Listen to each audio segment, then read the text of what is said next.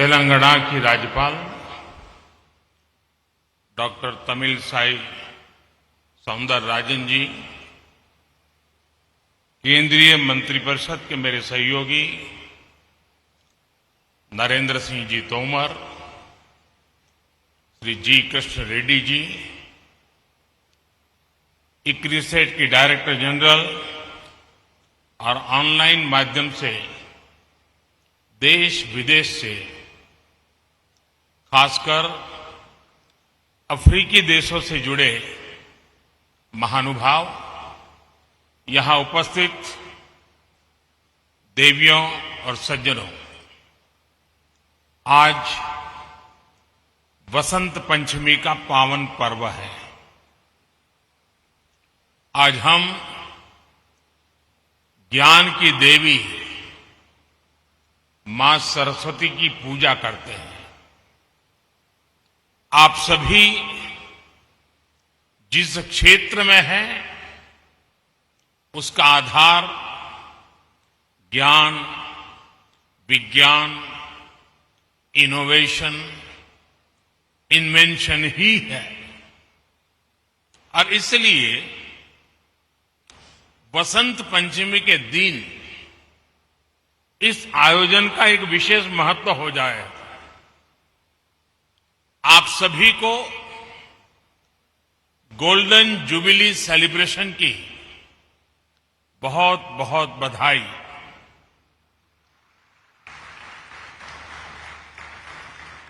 साथियों, 50 साल एक बहुत बड़ा समय होता है और इस 50 साल की यात्रा में जब जब जिसने जो योगदान दिया है, वे सभी अभिनंदन के अधिकारी हैं।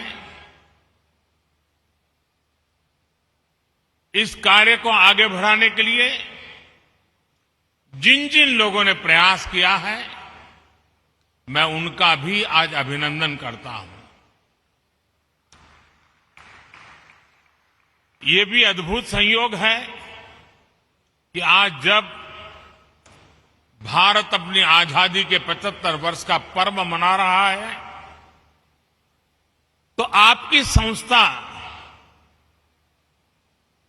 50 साल के इस अहम पड़ाव पर है।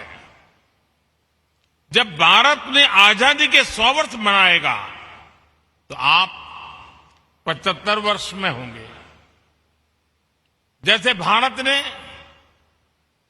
अगले 25 वर्षों के लिए नए लक्ष्य बनाए हैं, उन पर काम करना शुरू कर दिया है, वैसे ही अगले 25 वर्ष इक्रिसेट के लिए भी उतने ही अहम है। साथियों, आपके पास 5 दशकों का अनुभव है। इन 5 दशकों में आपने भारत सहित दुनिया के एक बड़े हिस्से में कृषि क्षेत्र की मदद की है। आपकी रिसर्च, आपकी टेक्नोलॉजी ने मुश्किल परिस्थितियों में खेती को आसान और सस्टेनेबल बनाया है। अभी मैंने जो टेक्नोलॉजी डिस्प्ले देखा, उसमें इक्रिसेट के प्रयासों की सफलता नजर आती है। पानी और मिट्टी का मैनेजमेंट हो, क्रॉप वैरायटी और प्रोडक्शन प्रैक्टिसेस में सुधार हो, ऑन फार्म डायवर्सिटी में बढ़ोतरी हो, लाइव स्टॉक इंटीग्रेशन हो और किसानों को मार्केट से जोड़ना हो, ये होलिस्टिक अप्रोच निश्चित रूप से एग्रीकल्चर को सस्टेनेबल बनाने में मदद करती है। तेलंगाना और आंध्र प्रदेश में दालों, विशेष रूप से चिकपी को लेकर इस क्षेत्र में जो विस्तार हुआ है उसमें आपका योगदान अहम रहा है।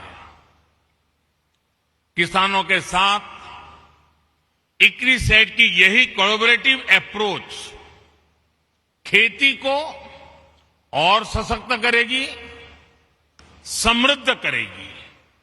आज climate change research facility on planet protection और रैपिड जनरेशन एडवांसमेंट फैसिलिटी के रूप में नई फैसिलिटीज का उद्घाटन हुआ है। ये रिसर्च फैसिलिटीज क्लाइमेट चेंज की चुनौती का सामना करने में कृषि जगत की बहुत मदद करेंगे। और आपको पता होगा, बदलते हुए क्लाइमेट में हमारी एग्रीकल्चर प्रैक्टिसेस में क्या परिवर्तन लाने चाहिए। उसी प्रकार से भारत ने लास्ट एक बहुत बड़ा इनिशिएटिव लिया है कि क्लाइमेट चेंज के कारण जो परिस्थितियां पैदा हुई हैं, नेचुरल कैलेमिटीज आती है, उसमें मानव मृत्यु की चर्चा तो सामने आती है, लेकिन इंफ्रास्ट्रक्चर का जो नुकसान होता है वो पूरी व्यवस्थाओं को चरमरा देता है। और इसलिए भारत सरकार ने क्लाइमेट रेजिस्टेंस वाले इंफ्रास्ट्रक्चर के लिए उस पर चिंतन मनन और योजनाएं बनाने के लिए ग्लोबल लेवल के इंस्टीट्यूट को जन्म दिया है। आज वैसा ही एक काम इस एग्रीकल्चर सेक्टर के लिए हो रहा है। आप सब अभिनंदन के अधिकारी हैं। साथियों, क्लाइमेट चेंज वैसे तो दुनिया की हर आबादी को प्रभावित करता है, लेकिन इससे सबसे ज्यादा प्रभावित लोग वो होते हैं जो समाज के आखिरी पायदान पर होते हैं, जिनके पास रिसोर्सेज की कमी है, जो विकास की सीढ़ी में ऊपर चढ़ने के लिए मेहनत कर रहे हैं। इनमें बड़ी संख्या में हमारे छोटे किसान हैं और भारत में 80-85% किसान छोटे किसान हैं। हमारे छोटे किसान क्लाइमेट चेंज की बात उनके लिए बहुत बड़ा संकट बन जाती है। इसलिए भारत ने क्लाइमेट चैलेंज से निपटने के लिए दुनिया से इस पर विशेष ध्यान देने का आग्रह किया है। भारत ने 2070 तक 2070 तक नेट जीरो का टारगेट तो रखा ही है। हमने लाइफ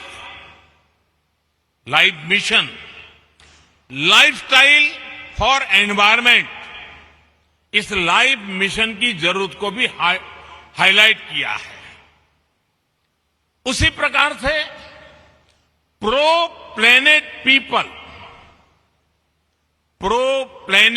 पीपल एक ऐसा मूवमेंट है जो क्लाइमेट चैलेंज से निपटने के लिए हर कम्युनिटी को, हर इंडिविजुअल को क्लाइमेट रिस्पॉन्सिबिलिटी से जोड़ता है। ये सिर्फ बातों तक सीमित नहीं है, बल्कि भारत सरकार के एक्शंस में भी ये रिफ्लेक्ट होता है।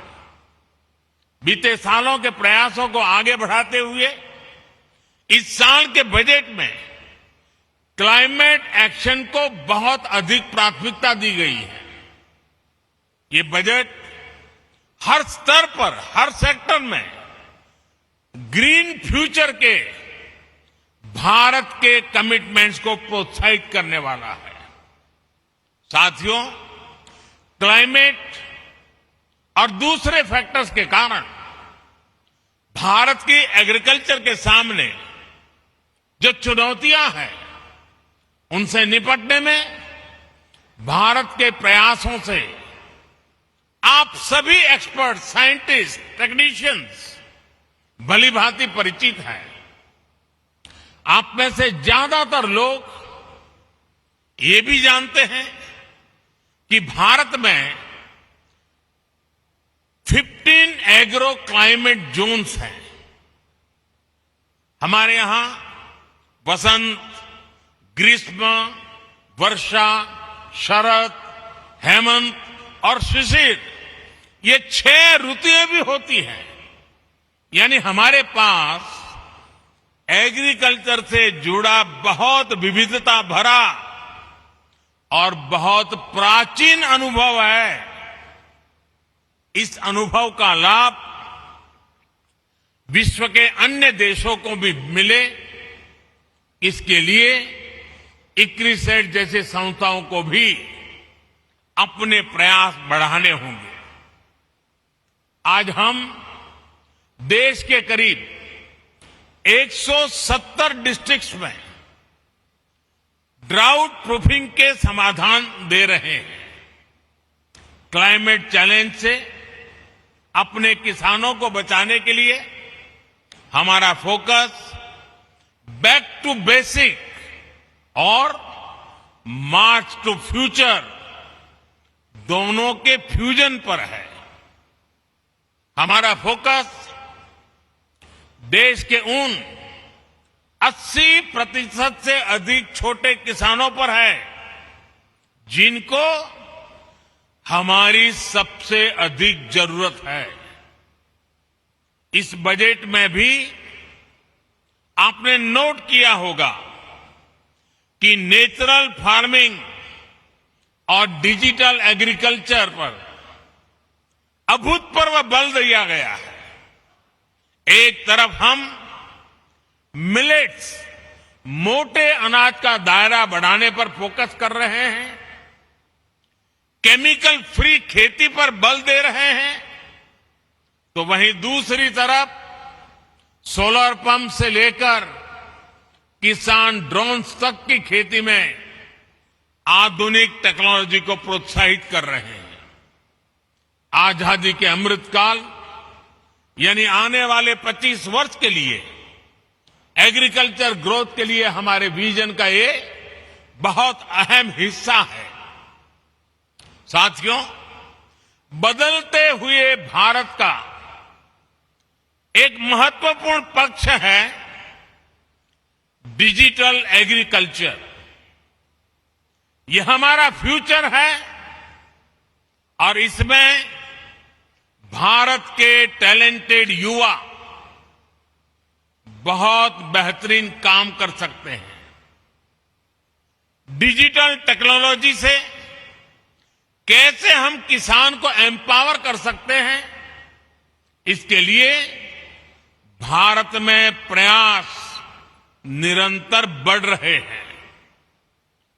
क्रॉप असेसमेंट हो, लैंड रिकॉर्ड्स का डिजिटाइजेशन हो, ड्रोन के माध्यम से इंसेक्टिसाइड्स और न्यूट्रिएंट्स की स्प्रेइंग हो, ऐसी अनेक सर्विसेज में टेक्नोलॉजी का उपयोग, आर्टिफिशियल इंटेलिजेंस का उपयोग बढ़ाया जा रहा है।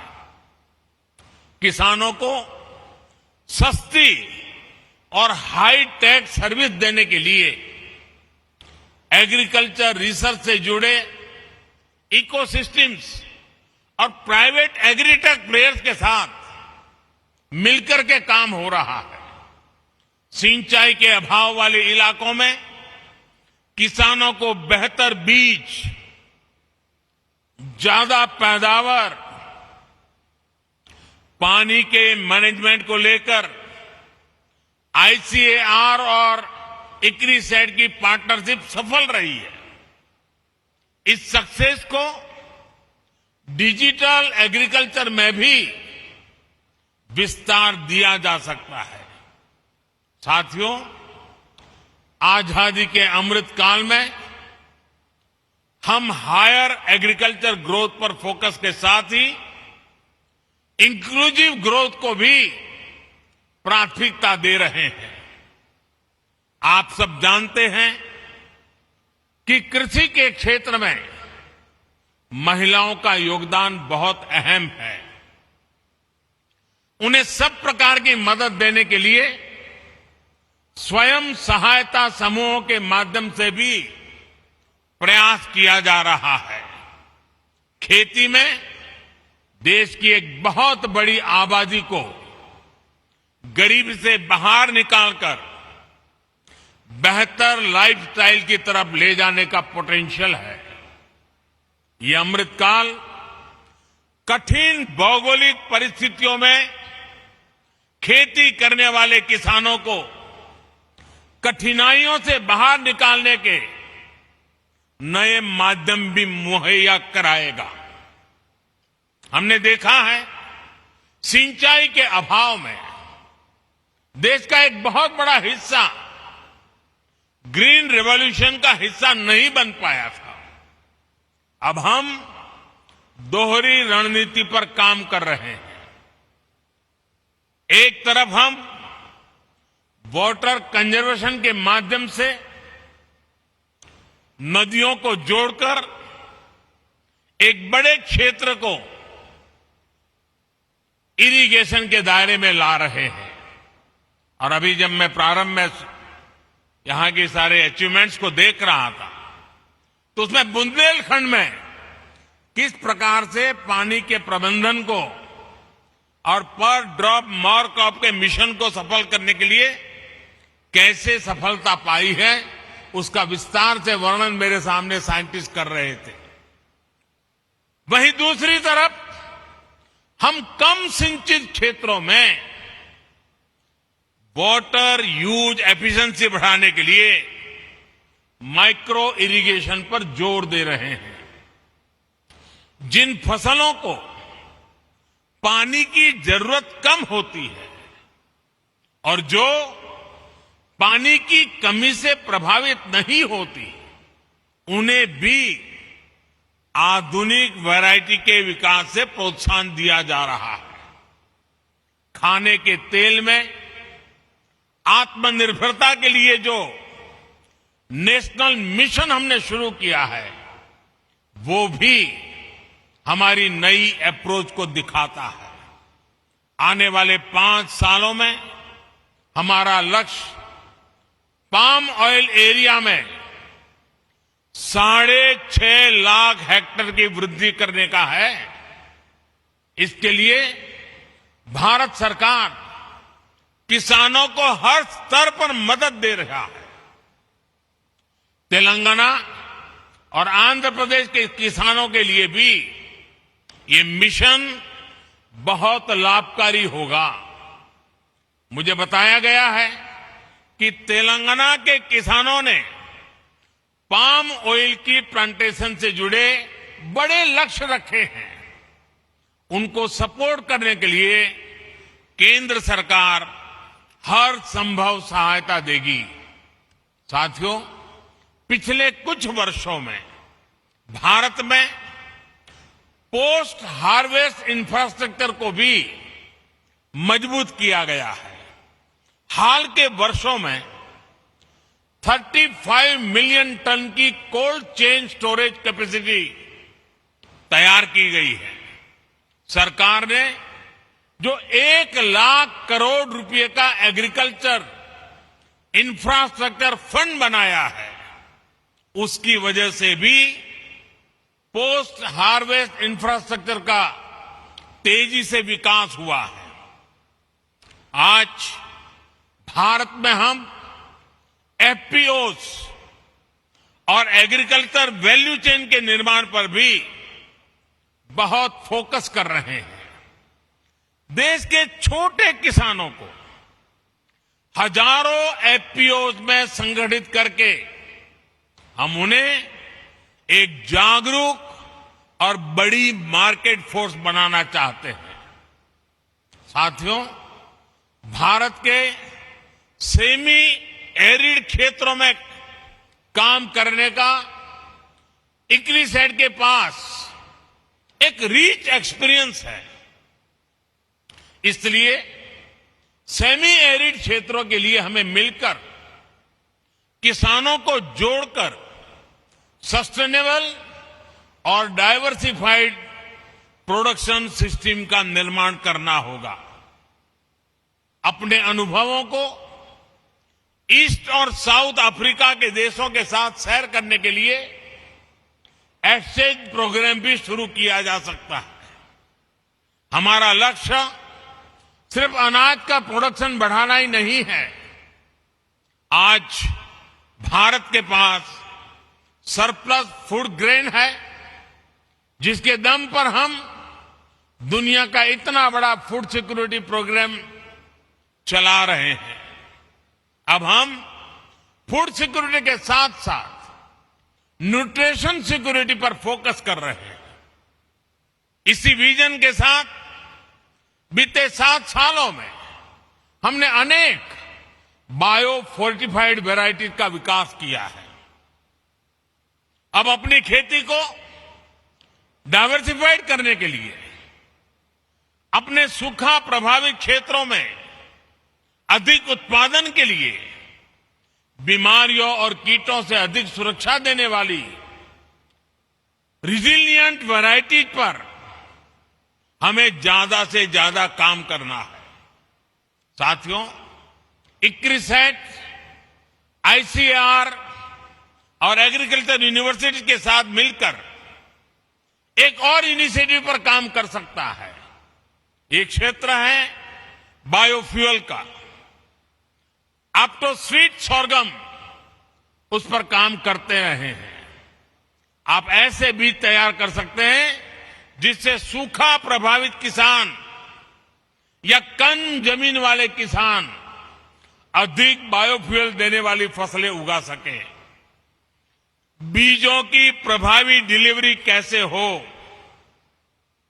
उनके प्रति विश्वास कैसे पैदा हो, इसको लेकर भी मिलकर हम सबको साथ मिलकर के काम करने की जरूरत है।